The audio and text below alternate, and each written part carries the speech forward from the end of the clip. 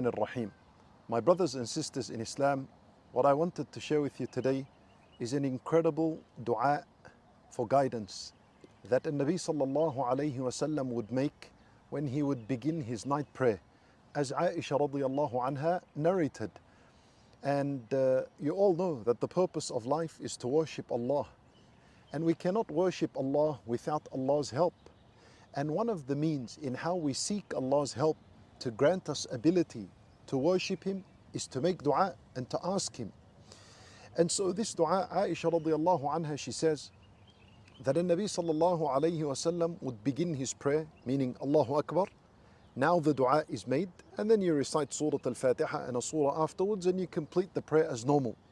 He would say, Allahumma Rabba Jabra'ila wa Mika'ila wa Israfila فاطر السماوات والأرض عالم الغيب والشهادة أنت تحكم بين عبادك فيما كانوا فيه يختلفون اهدني لما اختلف فيه من الحق بإذنك إنك تهدي من تشاء إلى صراط مستقيم. A very powerful dua. Let me explain it to you in a couple of minutes. At the very beginning, you notice that we are mentioning the names of angels, and these are the leaders of the angels. We say, Oh Allah, Allahumma, Oh Allah, the Lord of Jibreel, Mikael and Israfil. The idea is that these are angels that Allah Azza wa Jal has guided. He has granted them guidance. They are guided in everything they do and everything they say. So it's as though you're asking Allah to grant you guidance in the same manner He has granted these angels guidance. We begin with the first angel, and that is Jibreel alayhi salam. He is the leader of all the angels. And Allah Azza wa Jal gave him a huge responsibility and a task in life. And that is that he is responsible for coming down with the wahi. And wahi gives life to the heart and to the soul of mankind. He would come down with the wahi on all the prophets that Allah subhanahu wa ta'ala sent upon them revelation.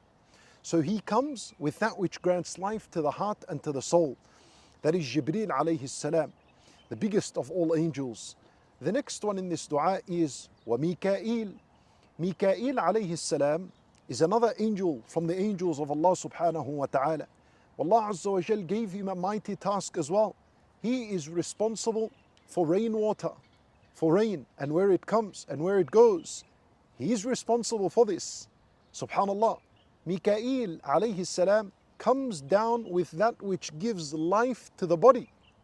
So Jibreel comes down with that which gives life to the heart and soul, that is the revelation. Or Mikael alayhi salam comes down with water, and this is what nurtures our physical bodies. When Nabi sallallahu alayhi wasallam, he said, "Ma min aam bi'amtara min aam." This is something incredible about rain, and that is that the amount of rain that comes down every year is exactly the same amount that comes down every single year since Allah Azza wa Jal created the heavens and the earth. So the rain that came down this year is exactly the same amount of rain that came down last year and the year before. Nothing more, nothing less.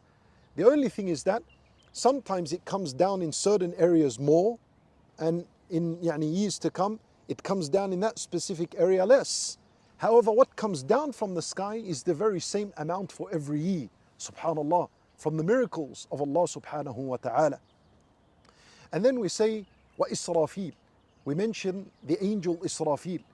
Israfil alayhi salam is an angel from the angels of Allah Azza wa Jal, and it is mentioned that he is from Hamalatul Arsh. He is one of the 8 that carry the throne of Allah subhanahu wa ta'ala. And also, he is responsible for blowing in the trumpet on the last day, and for resurrection. He blows in the trumpet. So this is how we begin the dua. We begin with mentioning that, Oh Allah, you're the Lord of these 3 angels, Jibreel, Mikael and Israfil, and they are guided by Allah Azza wa Jal's permission. Then we say, فاطر السماوات والأرض. Oh Allah, you are the originator and the creator of the heavens and the earth. Allahu Akbar. Now you're acknowledging the authority of Allah subhanahu wa ta'ala over all things. عالم الغيب والشهادة. Then we say, you are the knower of al-ghayb, of the unseen and the seen. Subhanallah. This is a dua for guidance, and you are saying, Oh Allah, you are the knower of the seen and the unseen. See how perfect this is? Because you're asking for guidance that you have no clue about. And you are resorting to the one who knows the seen and the unseen. Subhanallah. عالم الغيب والشهادة. Then you say, أنت تحكم بين عبادك فيما كانوا فيه يختلفون. You, O Allah, you're the one who judges between the slaves concerning whatever they differed about. اهدني. This is the dua. اهدني لما اختلف فيه من الحق بإذنك. Guide me to the truth concerning that which people have differed about. How much difference of opinion is there today? Today, how many opinions are released in the world today? Every single person wants to give an opinion. Even children want to give their opinion on huge matters in life and huge matters concerning al-Islam and religion and faith. وَلَا حَوْلَ وَلَا قُوَّةَ إِلَّا بِاللَّهِ. The qualified and the non-qualified, everyone wants to give an opinion. And as a result, people become confused. They become confused so much that many are leaving Islam and they are leaving faith altogether, leaving all religions because of this great difference of opinion among the people. But the believer, the steadfast believer, is not confused about this. He's not worried because he knows he can resort to Allah Azza wa Jal for his guidance. These are the efforts that you're supposed to put making these dua. So you say, اهدني لما اختلف فيه من الحق بإذنك. Guide me to the truth concerning that which people have differed about. إنك تهدي من تشاء إلى صراط مستقيم. For verily, you are the only one who can guide whoever you want to the straight path. Allahu Akbar. And there is no doubt in this. You say it with solid conviction and firm conviction that it is only Allah Azza wa Jal who is able to guide you and I. No one else. Everyone else is only a means. They read an ayah to us, they explain a hadith to us, and this is a source of guidance. But the one who ultimately guides the heart and turns the heart towards Him and turns it towards guidance is Allah Azza wa Jal.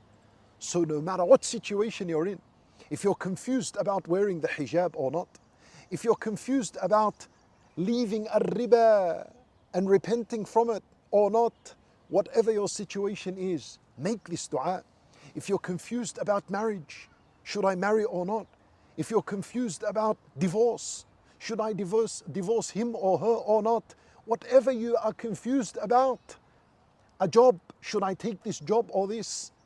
Whatever it is, ask Allah Azza wa Jal through this powerful dua at a powerful time, which is the night prayer. Begin your night prayer with this dua and see how Allah Azza wa Jal would guide you. Imam Ibn Taymiyyah rahimahullah, he used to make this dua in abundance and he used to stress about its importance. Subhanallah. So we ask Allah Azza wa Jal to guide us, and we ask Him subhanahu wa ta'ala to continue to guide us and to increase us in guidance. إنه ولي ذلك والقادر عليه وصلى الله وسلم وبارك على نبينا محمد وعلى آله وصحبه أجمعين.